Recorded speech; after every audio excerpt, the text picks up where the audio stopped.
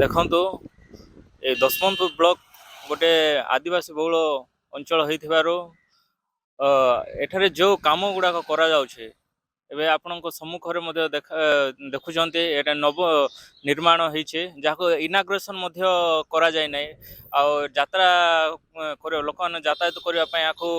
ଗତ 2 ମାସ ହେଲା ଖୋଲା ଯାଇଛି ଯାହା ଇନାଗ୍ରେସନ୍ ମଧ୍ୟ ହୋଇନାହିଁ ତାହା ଏବେ ଅଳ୍ପ ବର୍ଷାରେ ଏଇଟା ପୁରା ଦୁଇ ପାର୍ଶ୍ୱ ରାସ୍ତାର ଉଭୟ ପାର୍ଶ୍ୱରେ ନେଇକି ଧୋଇ ଯାଇଛି ଏଇଟା ଖାଲି ଦଶମନ୍ତପୁର ନୁହେଁ ଦଶମନ୍ତପୁର ଆହୁରି କେତେଟା ଜିପି ଅଛି ଦେଖନ୍ତୁ ଆମର ପାଖରେ 5 କିଲୋମିଟର ପାଖରେ ଚିକାମ ଜିପିରେ ଅଛି ଚିକାମ ଜିପିରେ ମଧ୍ୟ ଗଜିଆଗୁଡ଼ାରେ ଏକ ଅଭାବନୀୟ ଘଟଣା ମଧ୍ୟ ଦେଖିବାକୁ ମିଳିଛି ଯେଉଁଟା ସେଇଟା ମଧ୍ୟ ନିର୍ମାଣ କରିକି ଅଳ୍ପ ଦିନ ହୋଇଛି ସେଇଟା ମଧ୍ୟ ବ୍ରିଜଟା ପୁରା ଧୋଇ ଯାଇଥିବାର ଦୃଶ୍ୟମାନ ହେବାକୁ ଯାଉଛି ନିଶ୍ଚୟ ରୂପେ ଏଇଟା ପୁରା ଅତି